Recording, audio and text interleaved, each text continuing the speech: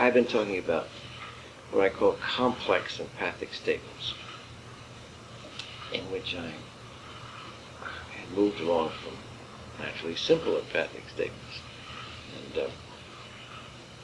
and that the purpose of complex empathic statements was to attempt to reach more complicated mental states, obviously, either states of not understanding, states of denial, and states of conflict. And I put forward the brave proposition that perhaps some of the difficulties people have had in dealing with schizophrenic and manic depressive people, or hypomanic people particularly, was because the nature of the conflicts that such patients have made a psychological approach seemingly impossible. And I was trying to suggest some language that might penetrate that impenetrable situation.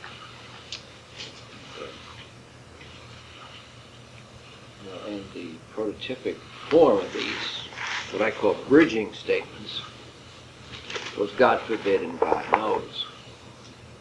I suggested last time an anecdote very similar to the one that Sullivan actually tells in his psychiatric interview book about a young man who was brought to this hospital, my patients, brought to this hospital because he was doing some very bizarre things in the kitchen next to his mother, and he had no apparent awareness of why. He was genuinely puzzled, and he was also very much a fan of his parents.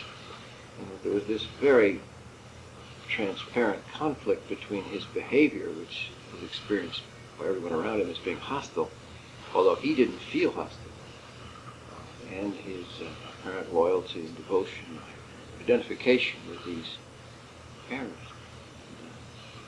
So that if you attempted to attack his parents and support his independence, you found yourself attacking him in his identification. If, on the other hand, you supported his parents, you essentially participated in squashing his independence. And so one wanted to find some way by which that a knife could be put, so to speak, in between those two bitterly opposed elements.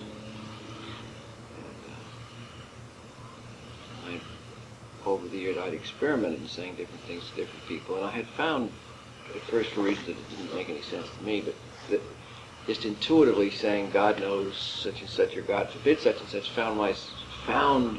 seemed to be, in occasionally, a key to these difficult conflicts.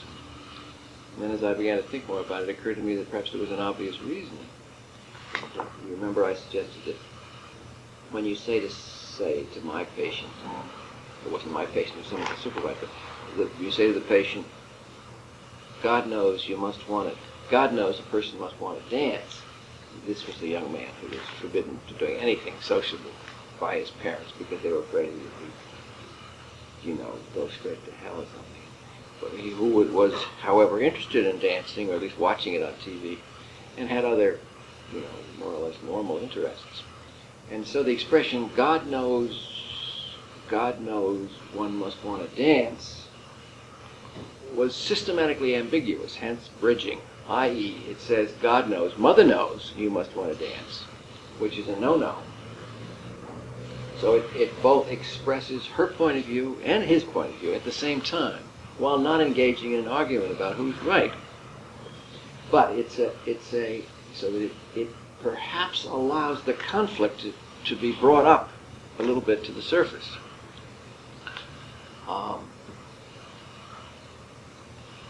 The expression, however, also has another meaning, which, if it occurs to the patient, might beckon to a different life, so to speak. That is, it says, God knows you must want to dance, i.e. a different God might think it was all right if you wanted to dance.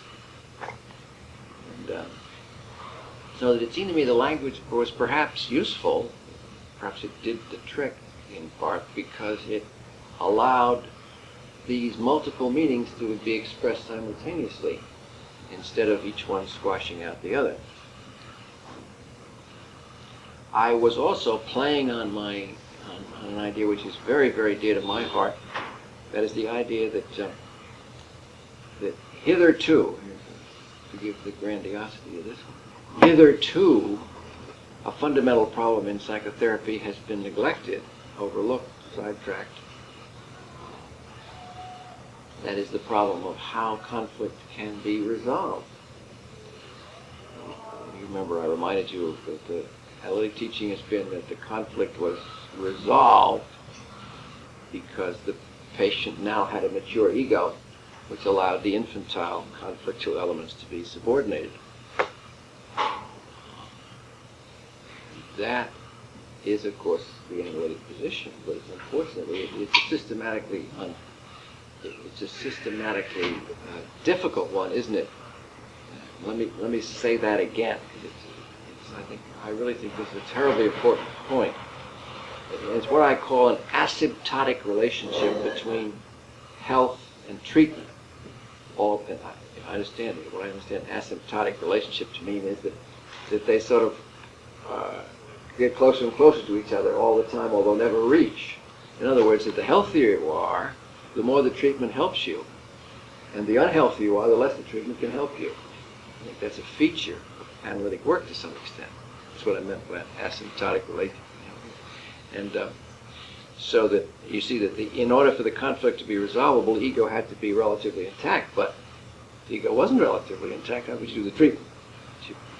So I wanted to suggest that perhaps we could abandon this self-defeating dependence on a healthy ego to treat the unhealthy patient. If we could find a way by which conflict could be made palatable and resolved, independent of already having a healthy patient. And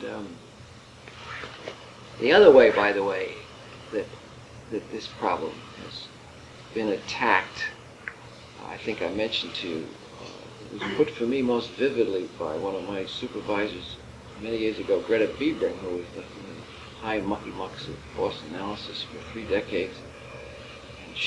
And I once asked her, well, how it is that the conflict could be resolved? How come the wish and the prohibiting agent, which in the neurosis are pitted against one another, can now finally have peace made between them?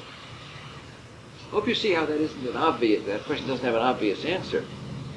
I also emphasized last time that in Freud's first studies of this problem, he emphasized that the patients had been conscious of the conflict. And in fact, it was the very consciousness of the conflict that caused the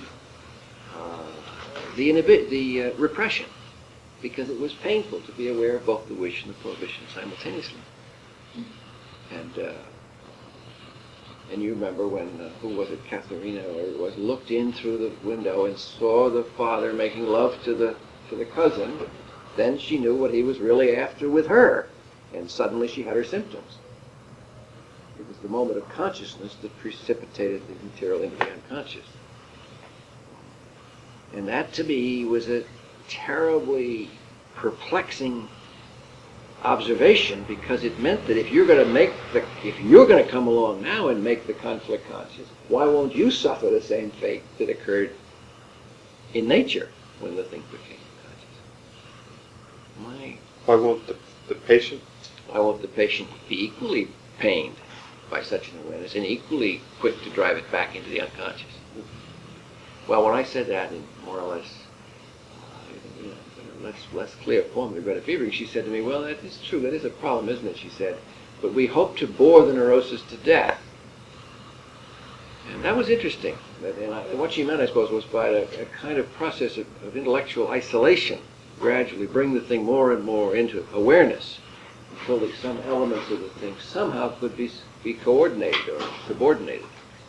So that seems to me a very unsatisfactory answer. But it may be a very important answer in the sense that may help to explain why the psychoanalysis became longer and longer and longer. Because boring things to death may take just forever.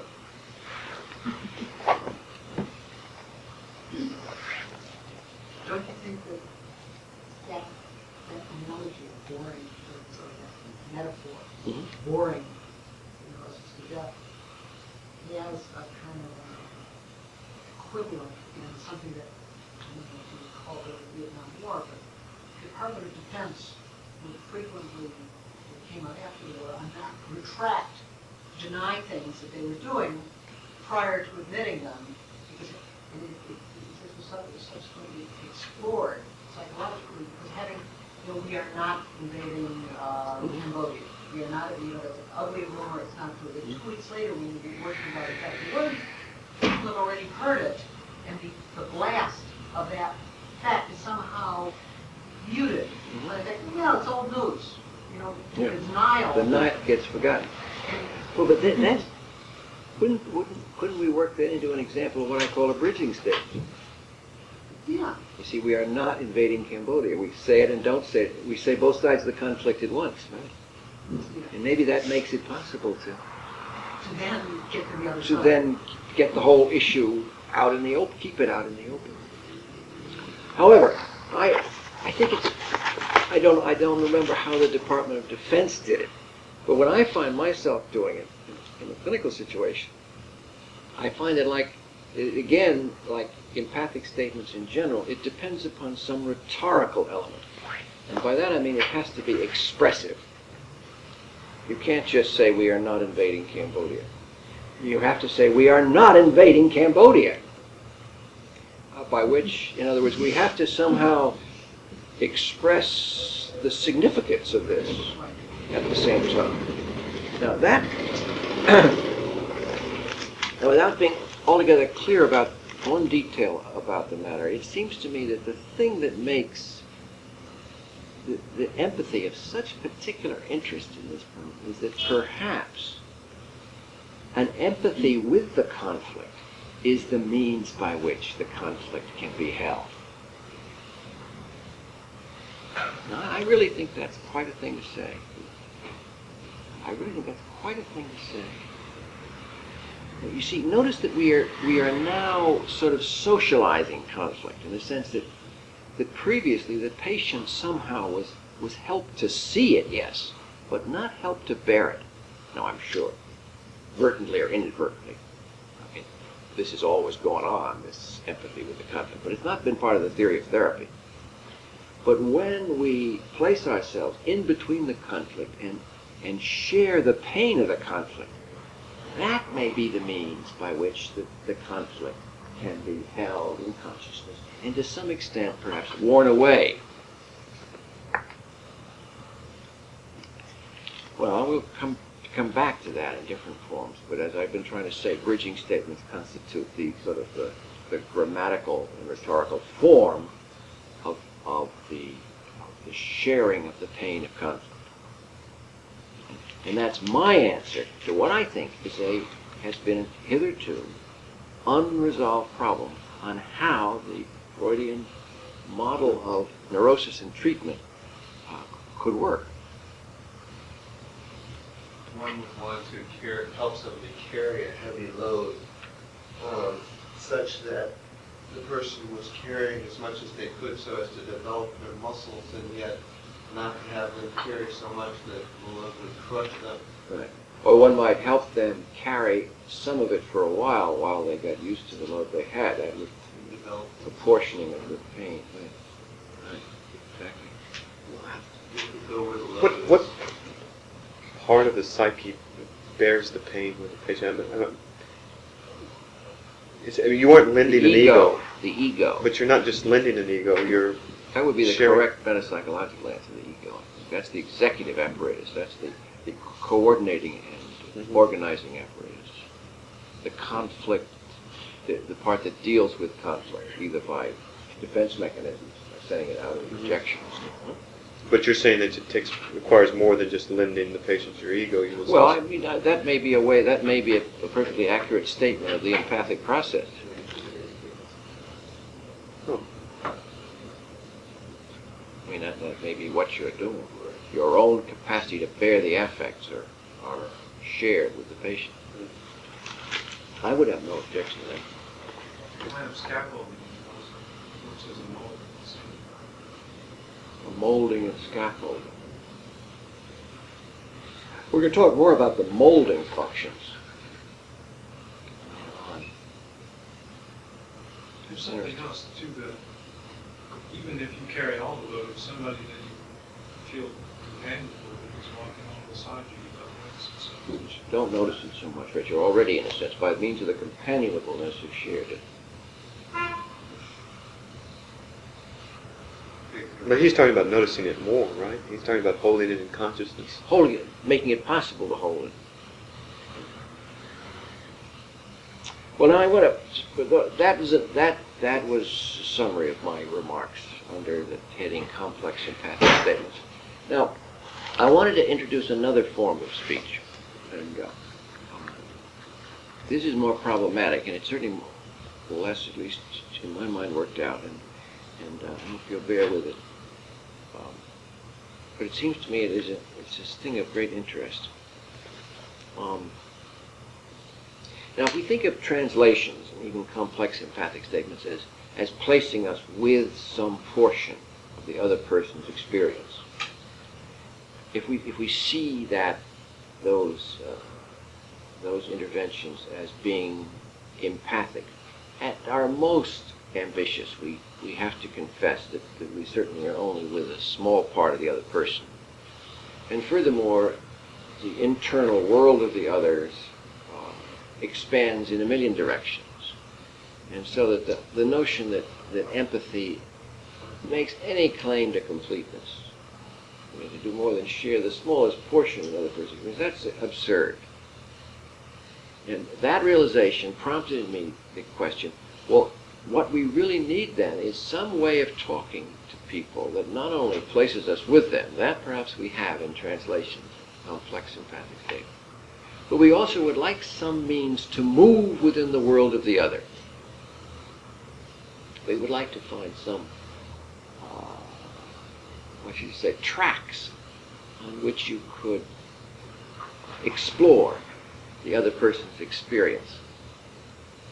And this is what I call extensions. For example,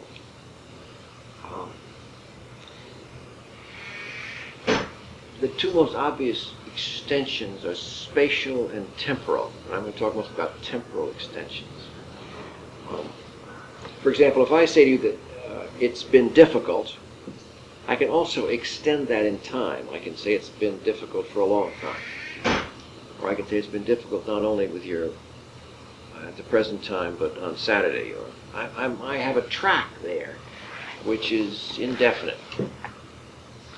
The spatial track is similarly indefinite. I can say it's not only difficult here, but it's difficult at home.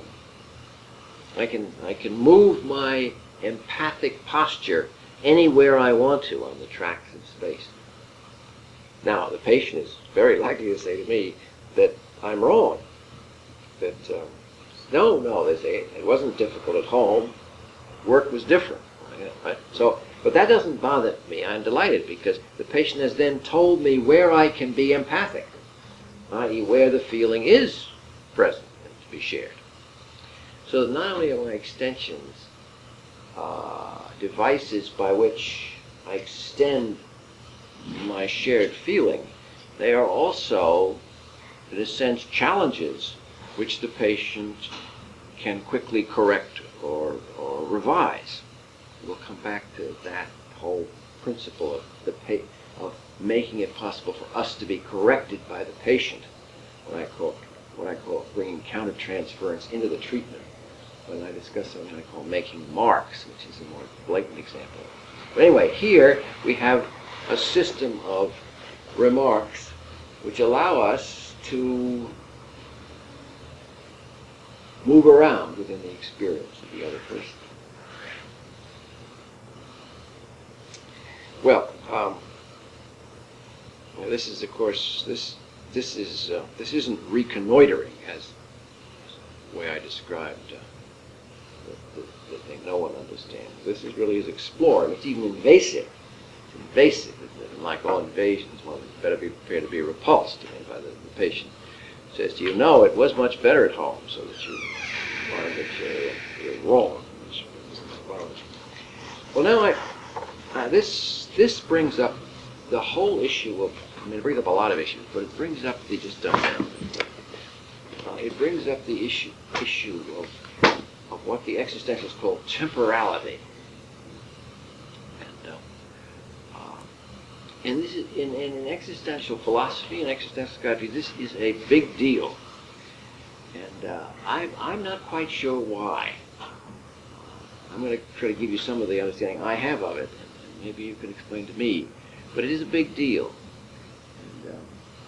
And why it exactly is, as I say, it escapes me a little bit, but it's interesting. It's very interesting.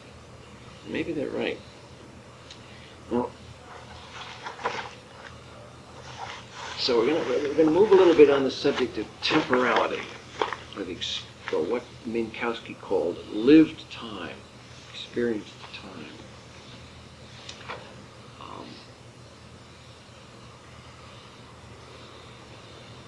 Now, if you think of the mental status exam as a kind of prototype of a clinical tool, right? And you think of the categories of the mental status examination: appearance, behavior, perception, blah blah blah blah. Right? And you notice that those are observables. I can stand outside you and make those observations. Right? Now, it's true one listens to the patient just as one observes the patient, but we don't really begin to discover the categories of listening until we get into psychoanalysis.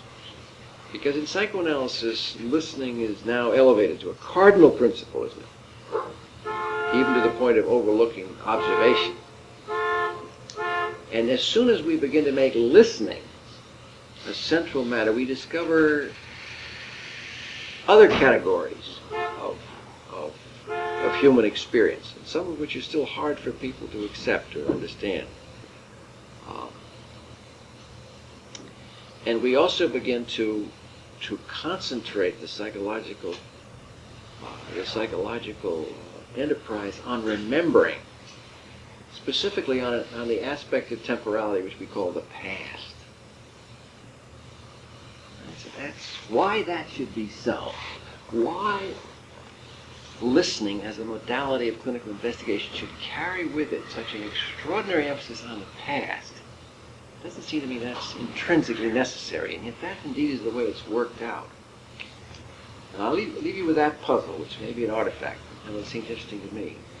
Because when we move on to a still later development in our methodology, empathic work, we find that the listening, of course, continues to go on, but there is now added to it this effort to put oneself within the experience of the other person, not to stand outside and observe, not to stand outside and collect, like the analytic enterprise, but to place oneself with the other.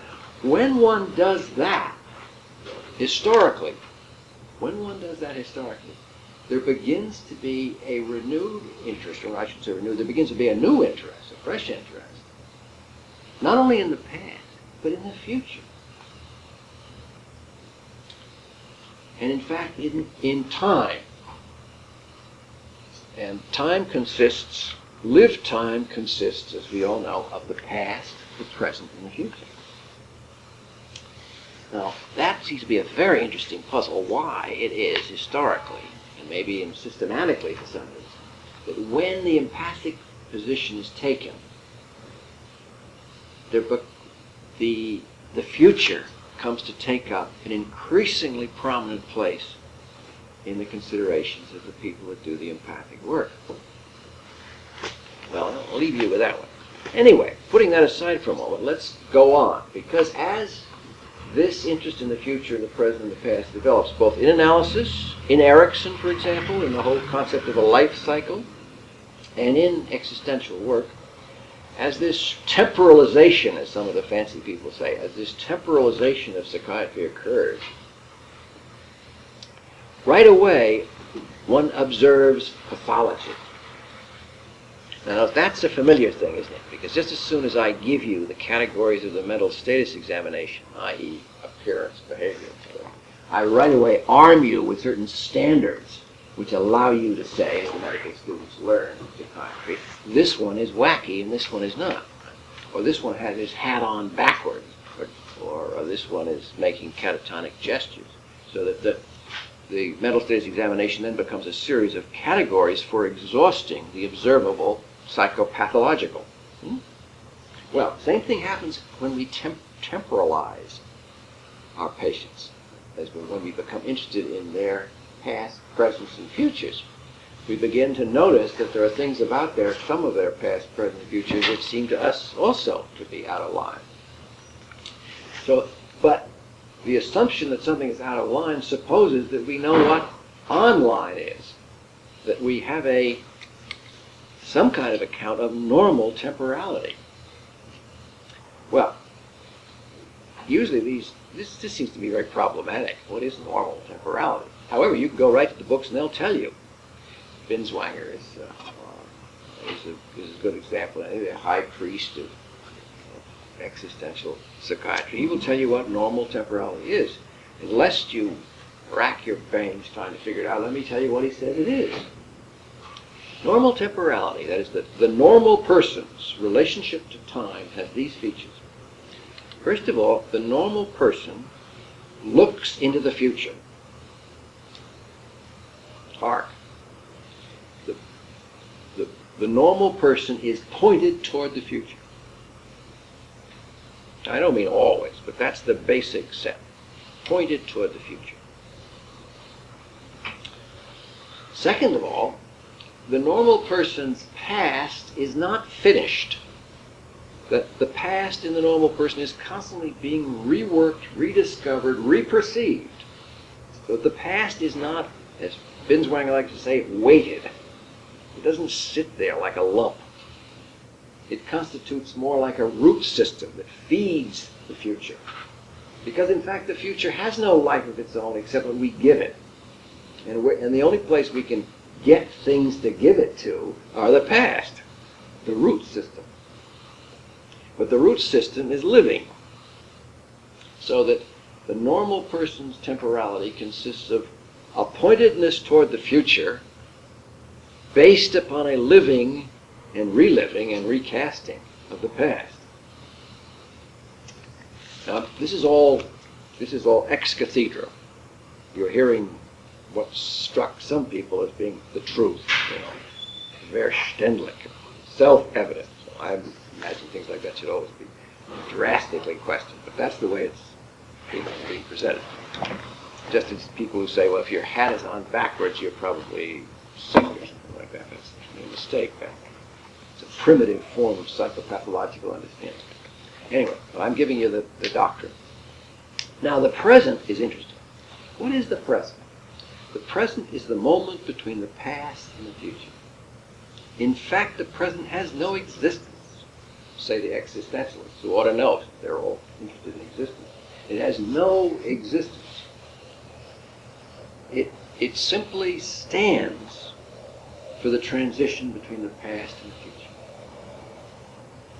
Now, okay, I've given you a very brief account of what is really wonderfully interesting and eloquent, fascinating accounts of temporality. But now let's begin to talk about how you can get whacked out in this business. What goes on? How do you know when you're crazy? So that sort of thing.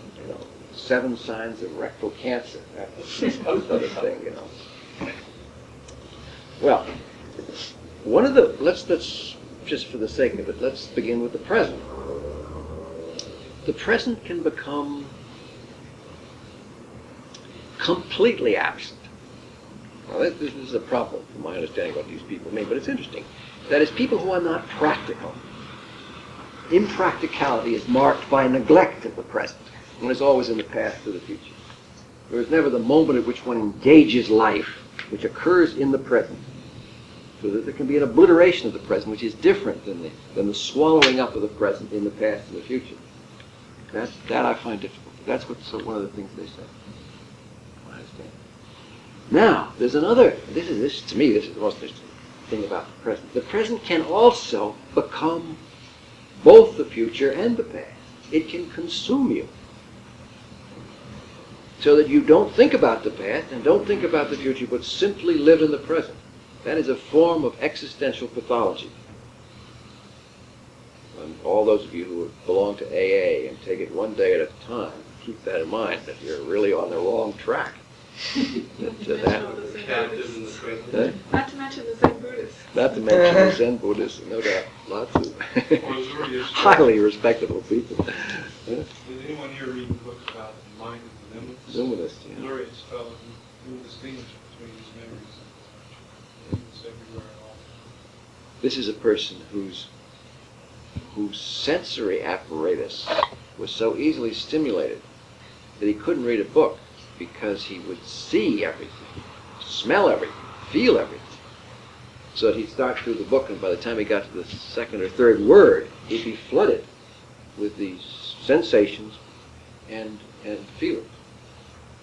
And memories too. He could not. They wouldn't fade. It wouldn't. It's interesting. There's the present for you.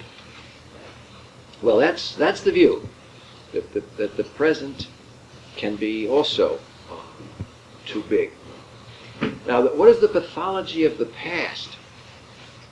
Here there are numerous forms of pathology, and there's nothing that engages the phenomenologists, as they're called, that branch of descriptive existential psychiatry more than the description of the pathology of the past.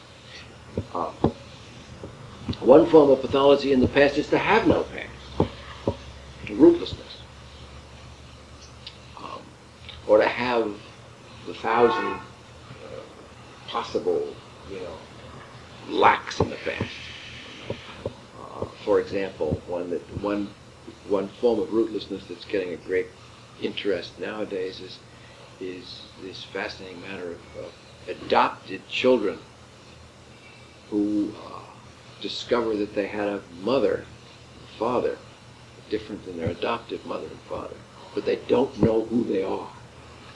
So that's a form of pastlessness or rootlessness. If you've known adopted people in their search for their pasts, they have this kind of experience. One day they will finally find out who they are. And by that they mean what name they were given when they were born, which is different than the name they had. And that suddenly they will experience a new self, if you like, or a portion of the self, or a new root, right? But this root does not at the moment feel connected to their present, and certainly not yet to their future, right? And so that the forms of rootlessness can be very partial, can be filled in and still not connect with the main tree, so to speak. All kinds of varieties of that sort. Then there is the form of the past which is characteristic of depression. That is when the past is heavy, when it's full of regrets, mistakes, when it seems immobilizable, when it seems settled. As I know who I was, and it's no good. Right? It's a depressive form. That instead of the past being a living system out of which the future can be made, it constitutes something that drags you back into it and holds you down and destroys your future. So the characteristic of depression, of course, to have a heavy past and no future. That's a part of the psychopathology, well-known psychopathology of depression, isn't it?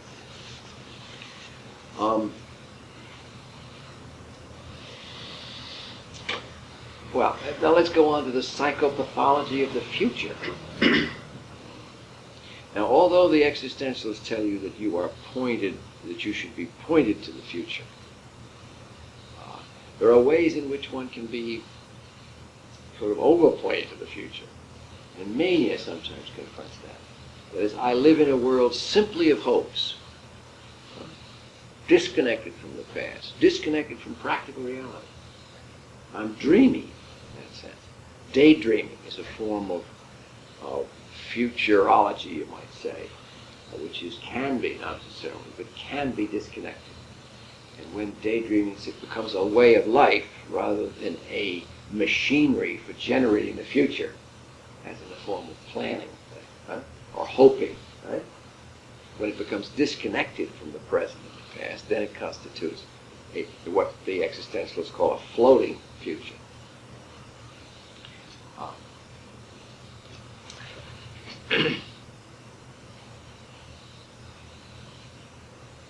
Well, it's interesting, I think, let that suffice for a moment anyway, to describe some of the psychopathology of temporality and some people's views of normal temporality.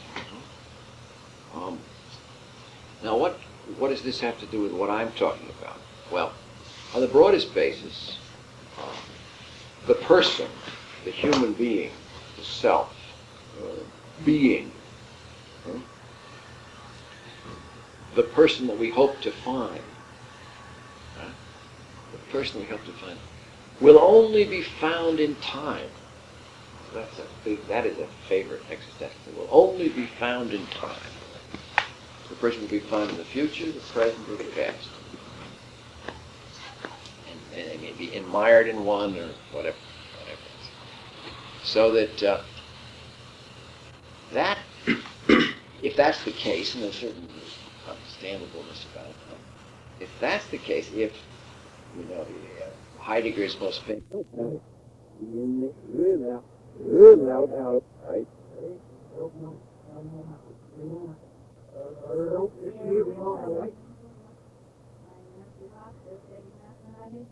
That claim is made. However, if that's the case, and I must say clinically there's something very appealing about it, if that's the case, existential psychiatry confronts general clinical practice with a very serious challenge. Because descriptive psychiatry essentially ignores temporality. I mean, we want to know when it happened, but it simply is a kind of chronological temporality. Did you fall sick in 1937 or 1942? That's a question descriptive psychiatrists ask. But that's about the extent of the descriptive interest in temporality. So that is challenged. Furthermore, the psychoanalytic emphasis on the past is now questioned very seriously by existentialists who are right away, of course, going to accuse analysis of miring the patient in the past by this preoccupation with the past. And it's interesting, you'll see some signs of that in the Cahutians, too, who, being much more existential in orientation, are interested in things like ideals and values which are future-pointed. But in any case, whatever the limitations of previous efforts, this extension of psychiatric interest into the whole field of temporality, at least as presently concealed, constitutes, it seems to me, a very serious challenge to sort of the way we've gone about our business. Now, that's one link of the interest in temporality to the working, to the things I'm talking about in general. But the heading of this particular set of remarks is extensions. Now, it seems obvious that this has a most immediate relationship to any language that allows us to move our sharing within the temporal track, on the temporal track. So that not only am I tempted to say in my typical psychoanalytically trained way, it must have hurt, it hurts now, but it must have always hurt, or hurt then, i.e. my attempt seems to move backwards in time. Right? But this interest in temporality also invites us to look forward in time. Right? And, so that we can say not only does it hurt now, but it may hurt always. Right? That is an extension, a literal extension into the future. Well, I didn't invent this. This is already plainly in the literature, and interestingly enough, it's in the literature of two existential extremities. That is, on the one hand, schizophrenia, and the other, suicide.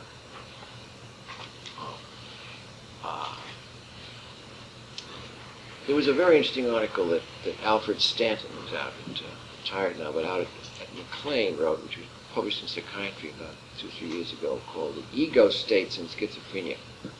And he made a claim that has been made by other people, but I think he made it in a more interesting and extensive way than has ever been made. That was that the basic mental state of the schizophrenic person is one of changelessness.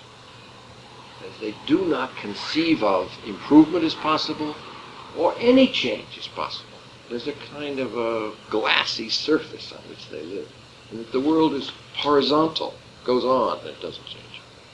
And that and he was interested in for a whole lot of reasons besides descriptive interest, but also because, of course, it confronts the therapeutic enterprise with the most abject defeat, doesn't it? Because you are standing there as the agent of the future of change, right? To someone for whom that conception is inconceivable. So that any effort that you make to reach the other patient, as long as you stand on one side of that divide and the patient on the other, you are in two different countries. Right?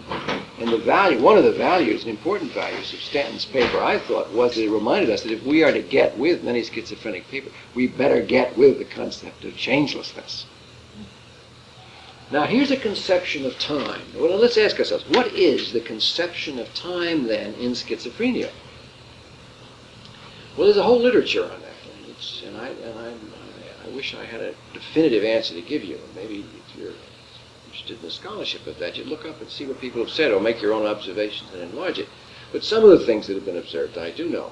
For example, it used to, when I started out in this work, somebody had just published a paper, although it turned out there have been half a dozen of them over 50 years that said the same thing.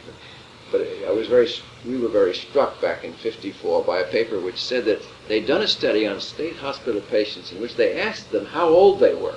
These were people that had been in the loony bin forever. They asked them how old they were. And with an extraordinary consistency, these patients gave the age at which they entered the hospital. So Annie Mae was 102, right? But she said she was 18, and lo and behold, that's when she first went into med state. Well, that's sort of the prototypic observation of this whole view of time in schizophrenia. That is that time stopped when I went cuckoo, and that from then on it was just endless. Now, is that timelessness or is that eternity? And what is eternity? Is eternity timelessness? It's eternity, says in some views, it contains the notion of change, continuous evolution, right? The eternal return, for example, in Nietzsche. In some views of eternity, it is, a frozen moment, right? It just goes on and on and on. And it sounds like the schizophrenic view is more like the second. This is timelessness, changelessness. That's the nature of the schizophrenic experience. So, the immediate purpose of making those remarks is not only to address the interesting question of what the experience of time is like in schizophrenia, but also to remind us that if we are proposing to get with someone who is in that state of time, if you like, that is the mental state about time, called timelessness, right? Then we better be able to imagine what it would be like to live in a world that had essentially lost time. Now, the suicidal patient is another one in which the concept of time is interestingly developed in the literature. And I think in one's everyday experience of suicidal patients.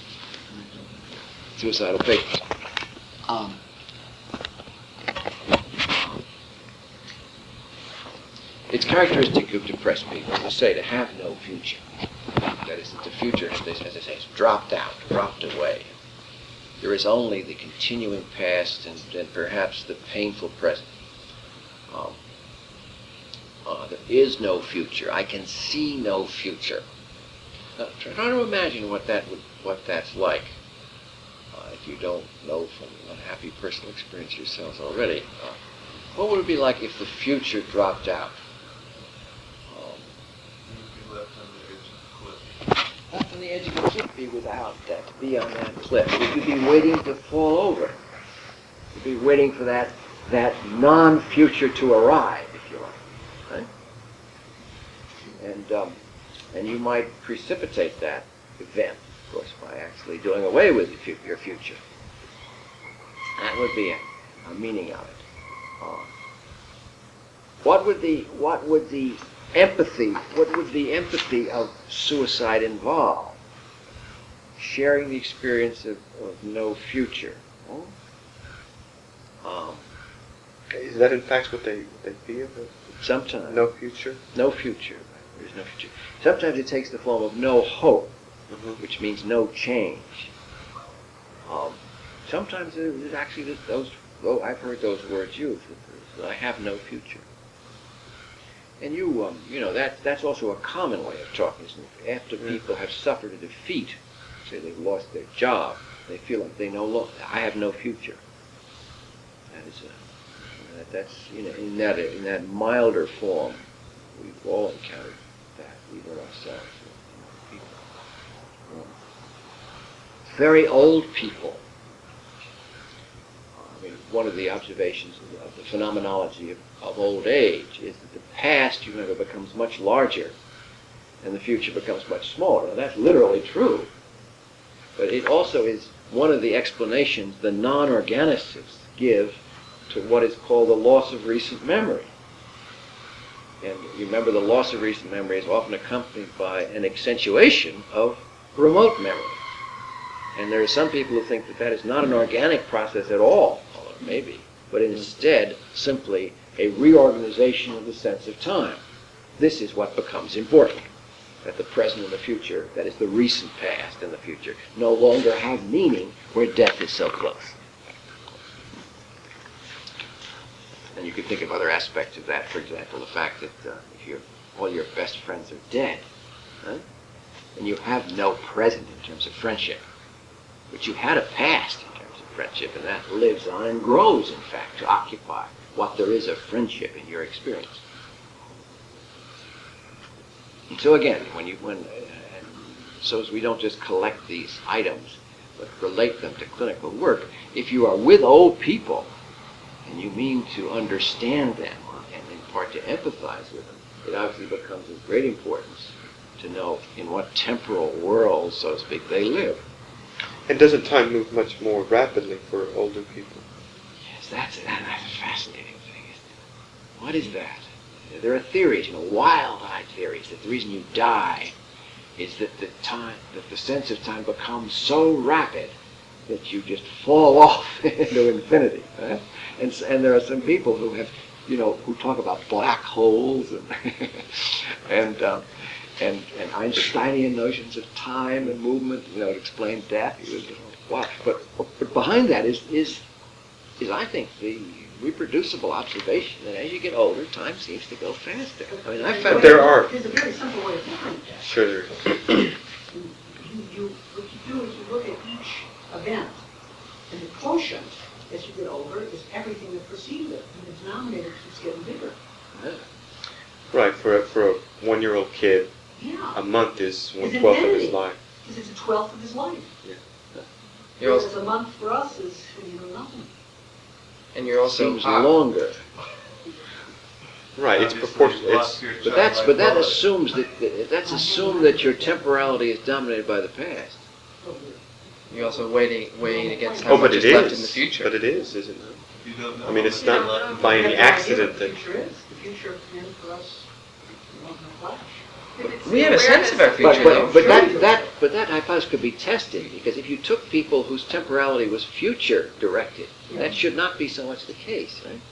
Well, but Those people who have a large future, right? Mhm. well, I mean, I have a lot ahead of me, as people yeah, say, right? Sure, but still, each unit of time, be it a lecture or a meal or whatever it is, is still divided by everything that preceded it. If you're weighted to the past. isn't it? No. Well, what about dividing it by everything that is to follow it? The future has no sense of what that is. Yes, we Oh, do. well, that depends. Our sense in the future is different than somebody who's 70 or 80 years old. How do you know? Just That's not Talk to true. them. talking to Yeah, those talk- people. You Yeah, know, I guess, I mean. guessing. But if you were to live in the present, and that's, But I think I that's think the there must be at least some factor, isn't there, in there that would affect it, right? Yeah, Because some people really do, live in the future. I mean, for example, around here in Harvard types, you very often, maybe it's true everywhere, but I don't know, it's the only place I've been. And where have I been? very twisted view. Okay, where have you been? But there is this notion that there will come a time when they will have made it. Do you know that? And that's a very large time. An Because important. of tenure, there's no tenure at Harvard. If you went to another university. There's tenure at Harvard. There's tenure of Harvard, but there's also other ways by which one makes it. I mean, there are prizes. Arrived. Did you ever read Helen Tartikoff's paper on the Nobel complex? She practiced at Harvard too. Its No, relationship that's to true. narcissism. Well, what happens to the Legion answer? Do you mean? Well, I mean, the issue of what happens to a Nobelist after he's won a prize. It's not what happens to him, but what happens to all of his colleagues that didn't get the Nobel Prize and are still waiting for that Well, moment it's possible to to win a arrive. second one. I Oh. think they Well, make it's up possible to win a opinions. third one. Who's that man in England at Cambridge? Yeah. Linus Pauling won. And Robert Two. Woodward died just before he won his second. Would have won his second. His colleague won it. So that, but nevertheless, there's that sense of a staircase, right, with landings, and some landings have more significance than other landings, and there is at the end what was called in the medieval views of the great chain of being, the ens perfectissimus.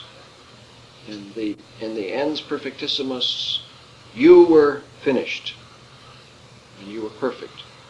Your life Or was you got as done. high as you could get. You could get as high as humans could get, right?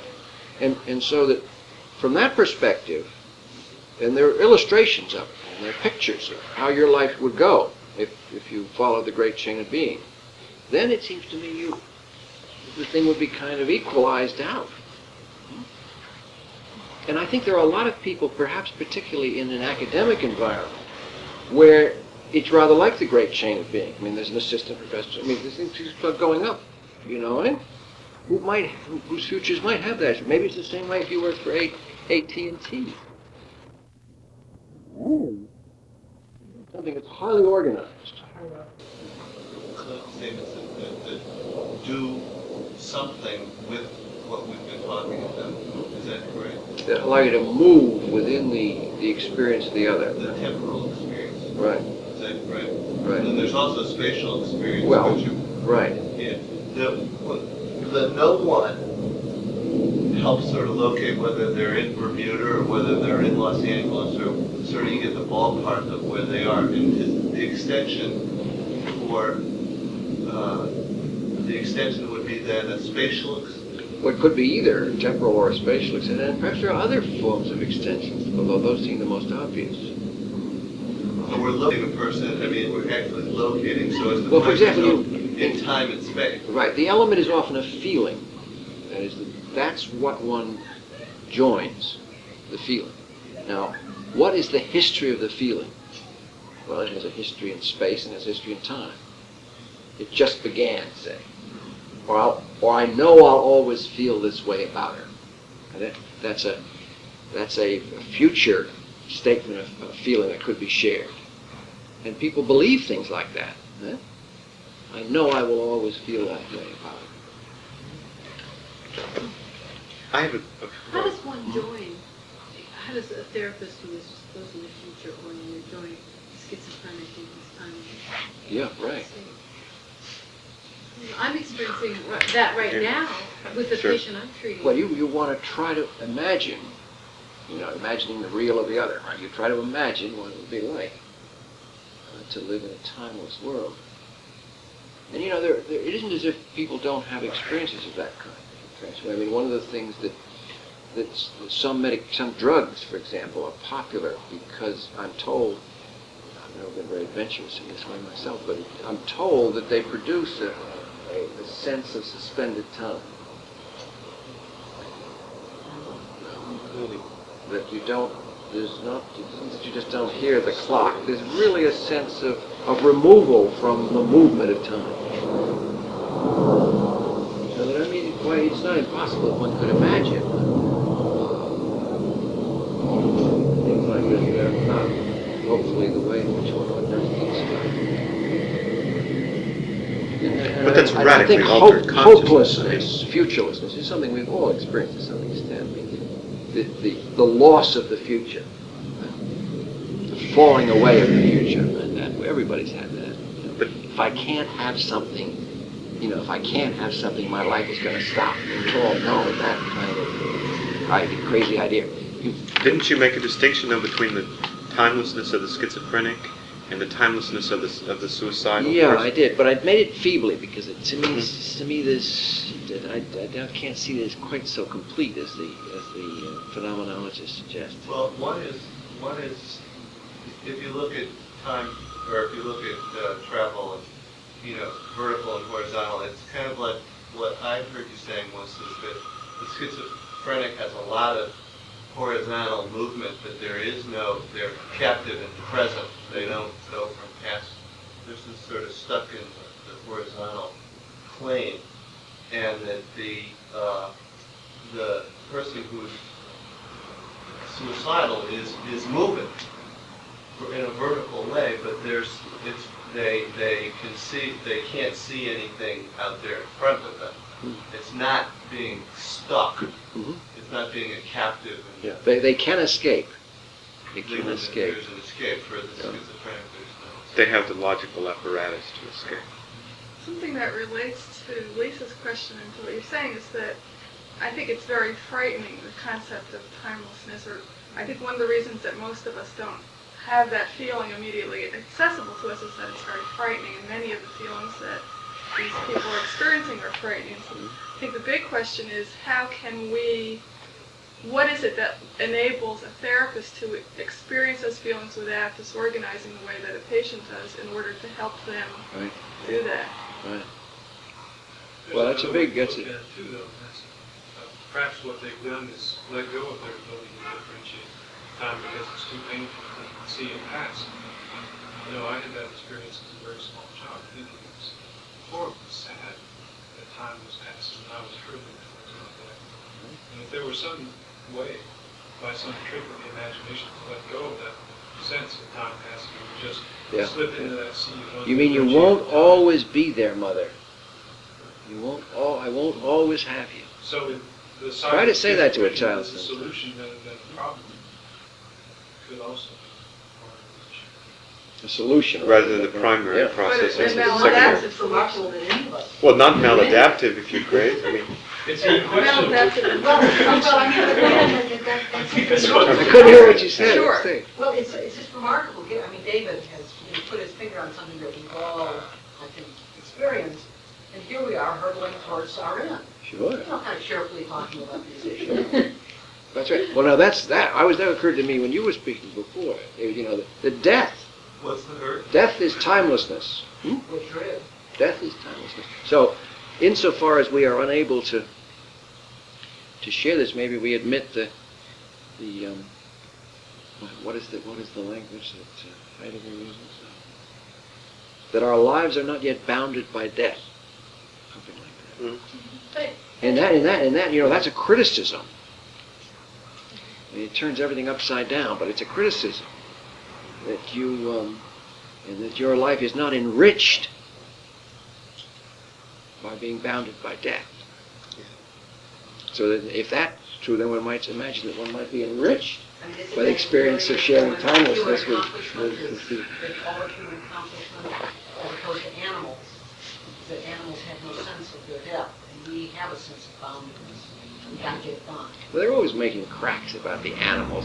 How do we know? yeah, really. I think that dates back to the Catholics were the ones who said that animals don't have any sense of death.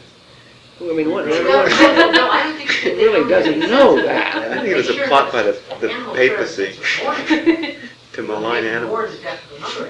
Well, I'm not so sure we have a sense of death either before we get too superior to the Wait a second. orangutans. I'm going to ask again.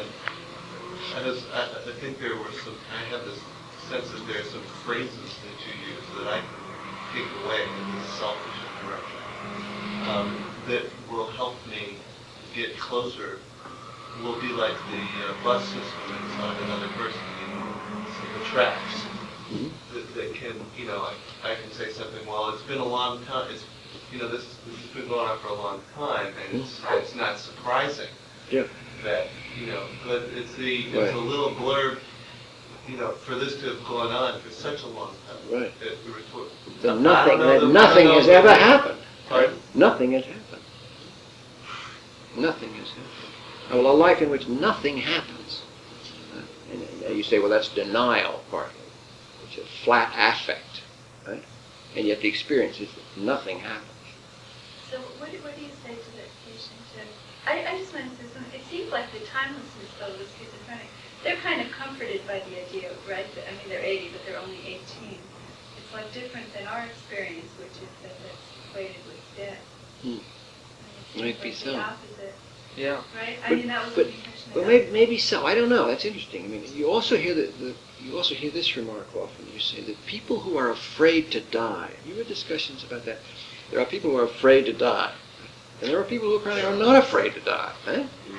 I was thinking, was it Jonathan Swift? No, he must have been afraid to die. But somebody. Oh no, it was David Hume. David Hume was not afraid to die, and their family was all around the bedside, and everybody seemed convinced he was about to croak, and he knew it, and they knew it, and and they would come up and say, "Sorry to see you're going, Dave," and the rest of it. and he said, "Well, I'm not afraid. I've done everything I wanted to do." And all the expression, the cliches. I had a full life. Well, the claim is made often that the people who are afraid to die are those who have not lived. And that the fear of death has something to do with the absence of life. And then we come back to this Heideggerian business of life is bounded by death. And that insofar as... But in addition to those two kinds of people, those who are afraid of death and those who are not afraid to die, there's also the third category of people who actively seek death. Not the depressed, suicidal people, but there seems to me there's a lot of people who do things kind of seek death. Yes. Yeah, the parachute jumpers and the race Well, there's a literature on what the fantasy meaning in such people is of death. And the most famous part of that came out of this room, as a matter of fact, by my predecessor in it, that is Ives Hendrick, who presented it. Suicide is wish fulfillment. Remember that famous? It was based on somebody who committed suicide in his care, who he was convinced wanted to rejoin a lover or a sister or lover. I was about to say there seem to be a lot of cases in which suicide is a frenetic last-ditch effort to try and control time, to try and stop it. To say that I may not be able to live forever, but at least I can control time. Mastery. Attempted mastery. The sense of time going by and slipping through one's fingers, one unable to sort of engage into that cabriole. And now, well, that's a little bit like, isn't it, the ending of the most famous existential case, Ellen West. And you remember, Yeah, I thought you. Binswanger celebrates her suicide on the basis of her assertion that this is the only thing she ever did. In every other respect, she was acted on and helpless. But this was her first temporality, as they announced when they carried her out. That seems to me very convincing. I thought you were going to say it's like the end of what was that movie? It wasn't Apocalypse. The Deer Hunter. That's what I thought you were going to say. What is that? It's you didn't see that film. Robert De Niro's. He doesn't pull the trigger on the deer. Oh, I was thinking about the Russian roulette. This Russian roulette became a very popular sport, at least as portrayed in this movie in Vietnam, among Vietnam. Mm-hmm. And there's kind of a, I don't know, free Yeah, but he's association. mad. I mean, the player is mad. No, he's not mad. He's on the contrary. He's the only one who left the his troops and realized the insanity of napalming villages and took matters into his own hands. He was mad. If you were into group theory, you would think that somehow this was a lesson in changelessness. Why? Well, I just keep thinking, what happened to the extensions? I mean, I think I start panicking at the thought that we might start going from tangent to tangent to tangent. I mean, it's all very interesting. You want to know what to say. Sorry. Waiting for the other shoe. Well, we may stumble on it, may come upon it, right? What do you say after you say Fall no into wonder? it. Right? What do you say? I said, what do you say after you say no wonder? No wonder. Right? Right. No one. There's a time to get into this. Now, one question I wonder if you'll talk to us about sometimes. You make a statement. You've grown along the rails patient's reality, and you arrive somewhere with your statement. It's an attempt at being empathic. Whether or not he's there is to be determined. One of the ways that you determine that is what he does with you then, where he picks you up and places you. It's not quite that, but as a matter of fact, at work it was terrible. Now, to me, the system seems problematic right there, because how do you know that the patient's going to pick you up and put you where he is rather than just 3 kilometers further away, because you maybe came quite too close. Too close, right. And I have the experience quite a lot when the schizophrenic patient says, when you talk to him, it's not that at all, it's this, that I was right on the mark. In fact, he's just pushing me way the hell down the line where it's a bit safer distance. How do you know that his accepting your ploy and moving you means that you weren't in the right place to begin with? Safer for who? Right. Well, I mean, I think you mentioned very, I think I've had experiences like that too. But I would return to my tests of empathy. I might not meet them. This is not a reliable one. Well, no, I'm not saying that is reliable. I would return to what are sort of fundamental tests of empathy. One is whether you, at the moment of being with the other, you share a feeling. And also whether in your continuing presence in the other person's life, whether you can complete what they say. But even that could be learned responses. I mean, with a schizophrenic, a very primitive patient, the ability to predict what they're going to say is not necessarily a reliable Well, there's no test. psychological method we have that is without serious difficulties and without possible artifacts of extensive claims. I quite agree with you that the whole field all psychology is disagreeably vague. And we could perhaps console ourselves by seeing that the way the existentialists do, as a feature of humanness. That the human cannot be thrown, as Heidegger likes to say. He cannot be put anywhere for good. That's part of our fundamental humanness and freedom. But that's a consolation. In fact, ask yourself, vis-a-vis psychoanalysis, when is the patient pre-associated? How do you know? Well, you know. I mean, you have tests. The things seem to be less censored. There's a red thread of the unconscious that seems to weave things together. We know what's written in the books, and it sort of rings true. It works kind of well, but it's very vague and easily misled. I wonder if the patient knows when he's pre-associated. Yeah. Not alone the therapist. Well, my fantasy is that he does. I don't know. I mean, it would seem that you all of a sudden be in this kind of, again, a fantasy. Well, often I don't think the patient does. I mean, my first teacher,